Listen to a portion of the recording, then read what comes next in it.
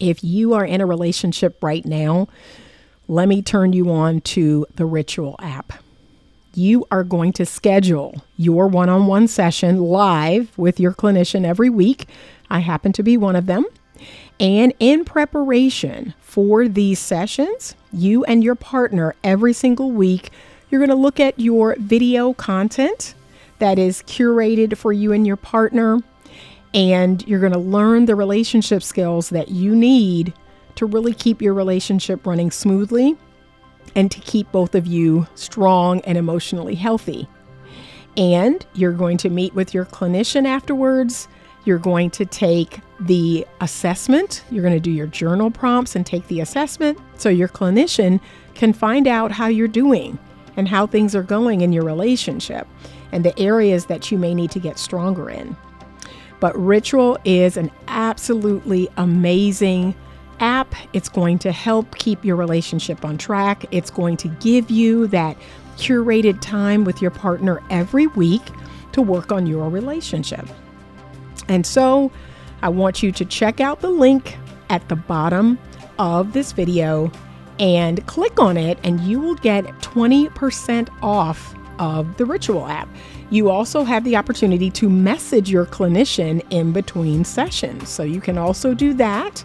But it is an absolutely amazing tool, a great modern day tool for couples to keep their relationship strong and healthy. So check out the Ritual app today, and don't forget to use my link to get 20% off of your first month of Ritual. And if you'd like to work with me, please let them know you're interested in working with Anita Stoudmire. Good morning. It is early on a Saturday morning, and I just wanted to wrap up this series, the AAA Tough Love series. We are going to wrap up with this video because I am in desperate need of a break. So this will be the last video in the series, and we are talking about signs of the emotionally immature woman.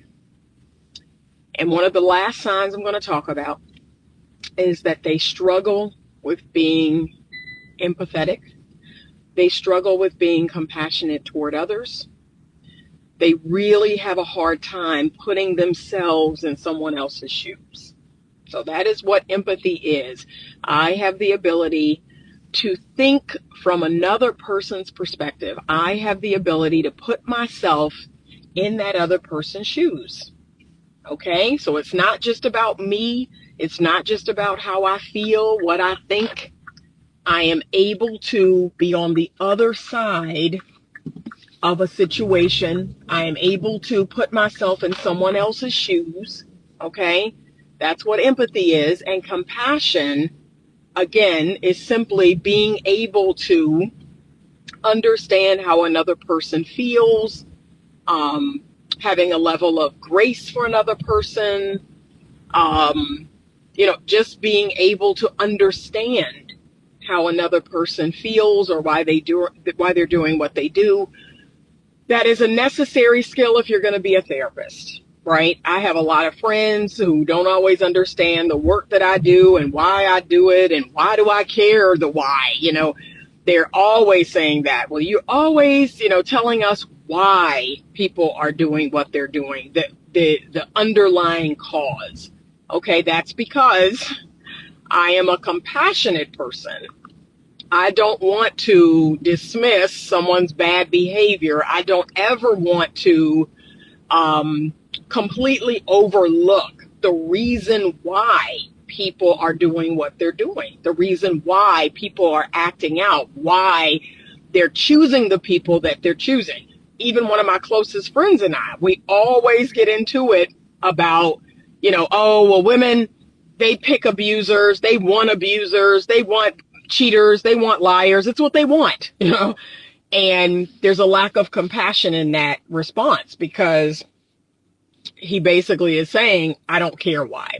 It doesn't matter why. It doesn't matter why people are doing what they're doing. And people in my field would disagree. It does matter.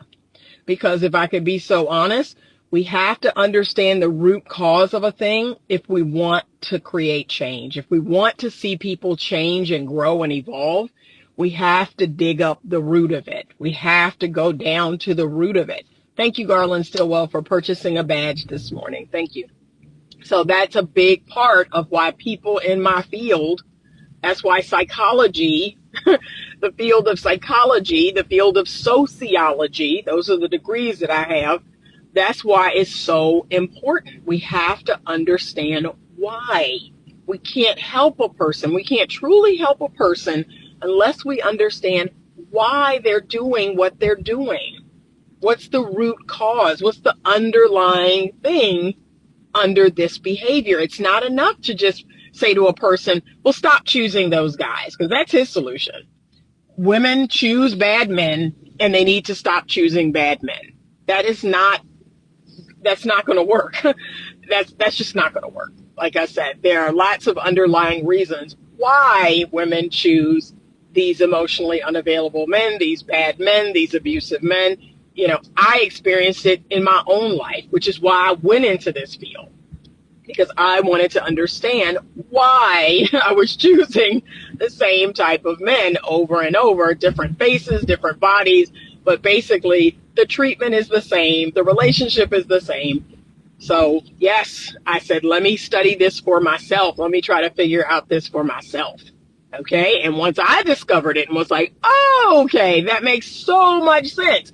And remember, a lot of this is subconscious. It's subconscious. You're not even aware that this is what you're thinking or how you're feeling or what you're believing. 90% is subconscious.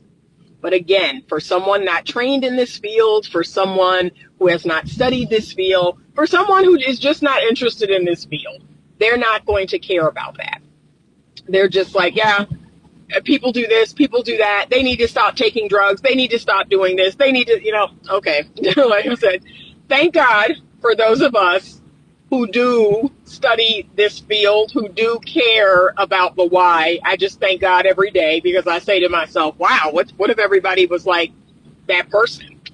Well, just stop doing that. Just don't use drugs. Just don't, have sex with people on the first night. Just don't fill in the blank, right? Unfortunately, it just isn't that simple. The human mind and human beings are far more complex than that. It's not as simple as just don't do it. So thank goodness for people like me in the field who are actually studying. We study the reasons why. We want to know why people are doing this. I wonder if it deals with family issues. It most certainly does. But we're going to talk today about the emotionally immature woman. And this is, there are many, many signs, but this is the last sign that I'm going to talk about. And it's the lack of empathy and it's the lack of compassion. So because this woman is very much stuck in stage 3 or stage 4 of Erik Erikson's developmental model, she is stuck in that preteen, teenager type of mentality. She cannot put herself in other people's shoes. She cannot see things from other people's perspective. So she will lack empathy. She will lack compassion for other people. She will be solely focused on herself, her wants, her needs, her desires. Will have a level of selfishness. There'll be a level of selfishness. This is the woman who believes that romantic relationships should revolve around women, that being in a relationship is just like the wedding is for the woman, the children is for the woman, the relationship is for the woman. She does not see a relationship as something that is a need-meeting machine for a man too, right? Relationships are about growth, right? Relationships are about the growth of the people in those relationships, but they're also about meeting needs. People get into relationships hoping to have more of their needs met, right? So there are needs that I have there are a lot of needs I have that I can meet for myself, but there are needs that I have that another person meeting it is even better. So that is why we're getting into relationships. We have these needs that we want to get met, and another person meeting those needs, oh, wow, that's even better than us trying to meet those needs. So that goes both ways, right? That goes both ways. Men have needs from women, women have needs from men. But emotionally immature women believe that relationships are for them. That the only reason why, she's in this relationship is to get her needs met. And the idea of a man saying, hey, I'd like, sexual intimacy. Hey, I'd love a home cooked meal. Hey, I'd love a massage. Hey, I'd love to be appreciated for what I do. Hey, I'd love to, receive some words of encouragement. What? Are you a woman? Are you gay? What's wrong with you? Why are you always complaining? Why are you always, you're acting like a woman right now. I'm sorry, what? Huh? The fact that this relationship is not just about you, is me acting like a woman? Like, no, I have needs too. And this relationship is not just about you getting your needs met. Like, I have needs too. There are things that I'd like to get out of this relationship. But just understand, this is for the men watching, just understand, gentlemen, that is the first line of defense that an emotionally immature woman is going to take. She is going to question your sexuality. She is going to call you female, call you a woman. You're crying like a woman. You're complaining like a woman. That is the first line of defense that an emotionally immature woman is going to take. Okay? She is going to call you out of your manhood for having needs. So that's the biggest red flag of all. As soon as that happens, you need to exit stage left. All right? That is a huge sign that you're dealing with an emotionally immature woman. Okay? She says, is it emotional needs they're noticeable or recognized in the woman? I want you to rephrase that. I don't understand. Is it emotional needs that are noticeable or recognized in the woman? Something about that's not registering. How about a good conversation? That's wild. That gay comment really ain't it. I'm just, like I said, we're talking about the emotionally immature woman now, okay? So I'm just telling you the truth. That's what's going to happen. Okay? Do we just walk away from people like that and not try to build with her? Nah, never mind. Not after hearing all that. Like I said, I'm trying to help y'all. See, this is the thing. I'm trying to help you. And the reality is this. There are some things that if a woman says or does, yeah, you go about your business. This idea of, okay, let me try to work with it. Let me try to work with her. Let me try to figure this out.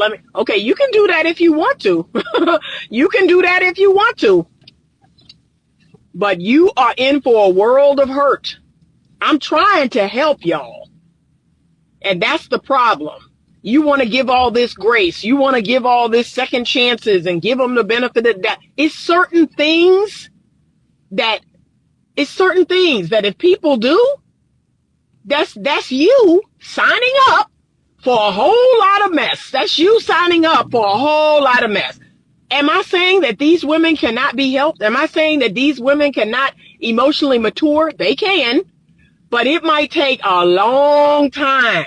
That's a lot of mess you may have to live through before she wake up and realize, oh, I'm emotionally immature.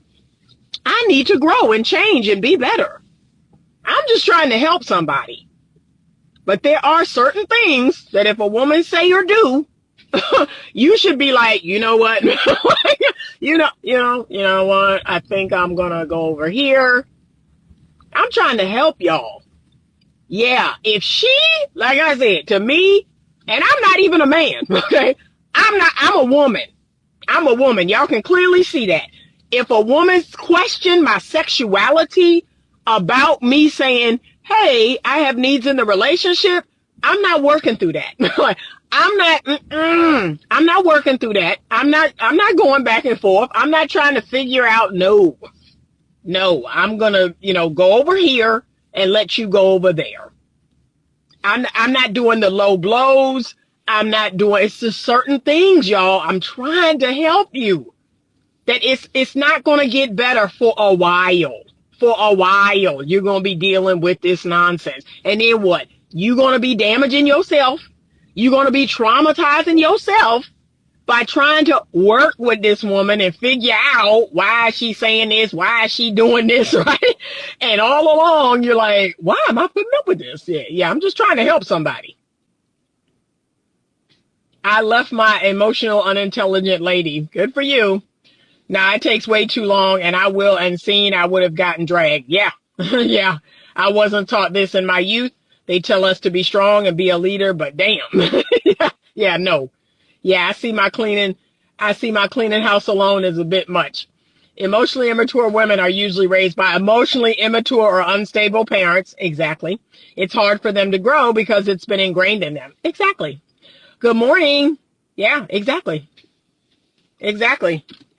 So just understand it all comes from somewhere. It's all a legacy. A horrible legacy, but it's a legacy nonetheless.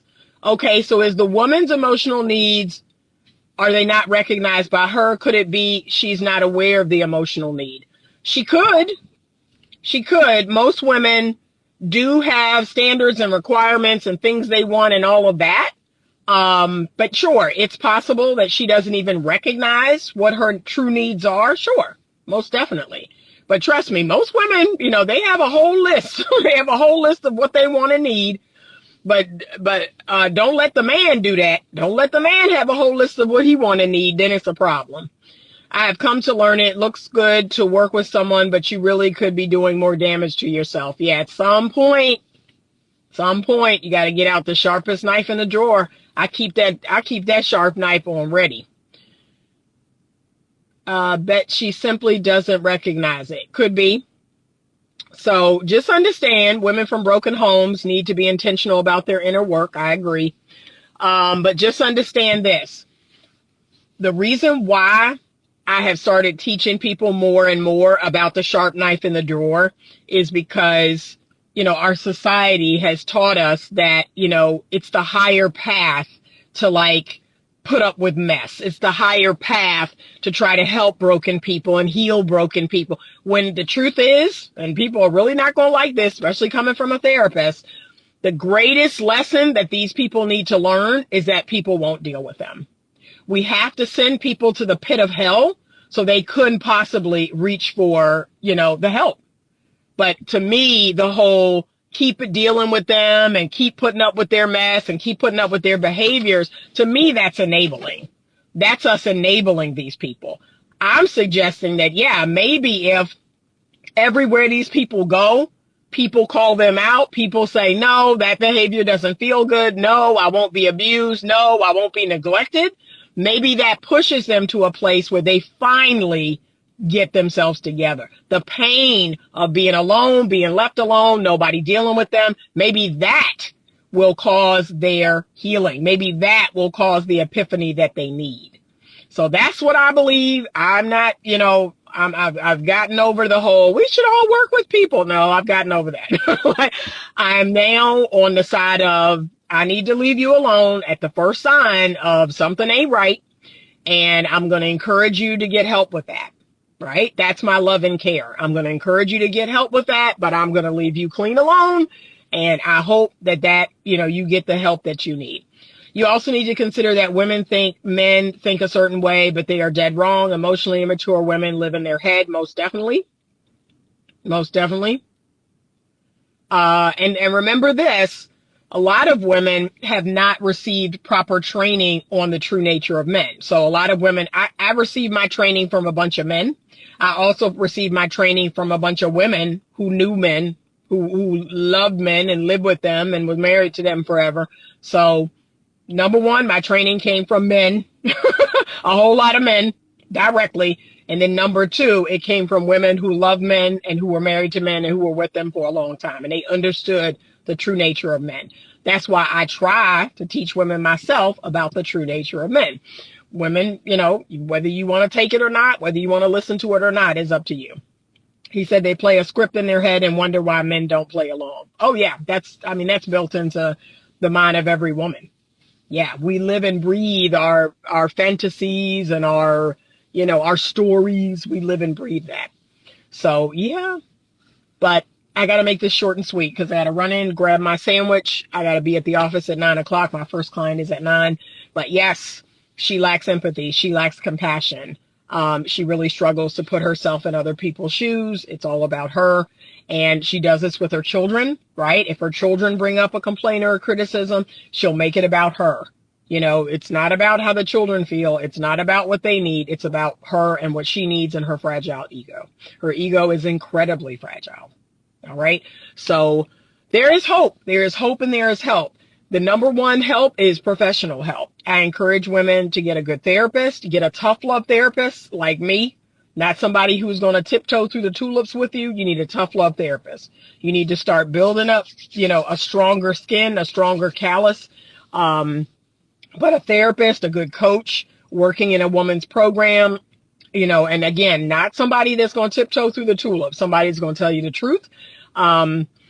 I would not, believe it or not, I don't know if I would recommend a male coach or a male therapist because sometimes men can tiptoe through the tulips with women, right? They don't give it to women raw and real. Some men do.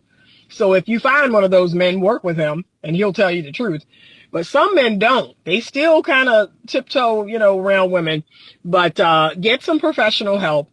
Get around some women who have their head on straight and that are going to hold you accountable. And I think you'll be just fine. There is hope and help for the emotionally immature woman. It's probably going to be a professional first because I don't care what you say. I don't care about your feelings. I'm good. I'm good. I'm gonna hang in there with you because I'm professionally trained to do it. But the average person, no, they're probably not gonna hang in there, or they don't have what it takes to do it. So those are my thoughts. I hope y'all have a great Saturday. Y'all, this change in the time, this change in the weather, like I said, I need to take a break. Okay. I've got to take a break. It's got me all messed up. These planetary alignments got me all messed up. I just need to walk away with my sanity. So I'm going to be on a break from social media probably for about 4 to 6 weeks. I'm working on other projects anyway, but I am exhausted. When I tell y'all, when I get up at 6:30 or 7 and it's pitch dark, I feel away. So I can't do it.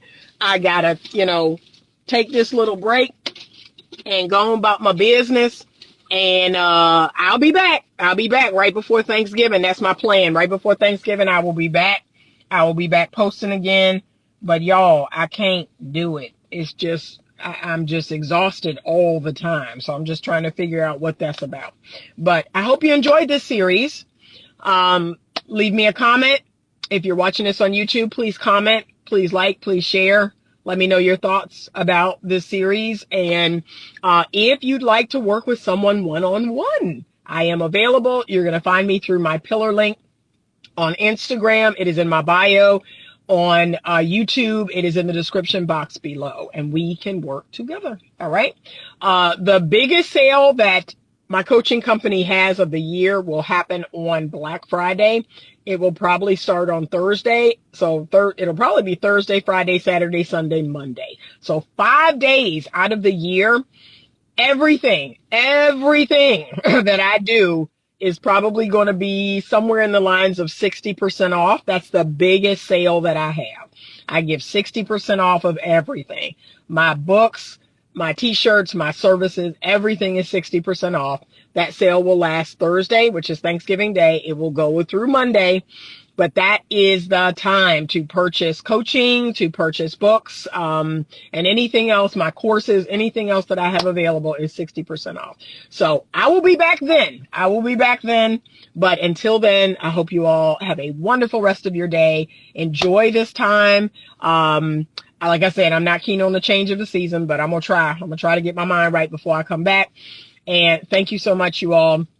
Unless you send a message about coaching, I will not be responding to any of the messages in my DM. I will not be responding. I will not be looking. I will not be watching. I will be off of social media for the most part. I will respond to DMs that are about coaching. So if you're reaching out about coaching, that's the only time that you may see that dot light up on Instagram. Other than that, I'm not, responding to any messages. I'm not looking at any messages. So Keep sending them if you want. I won't look at them. Okay? Thank you so much. Have a great day. And as always, stay open to love.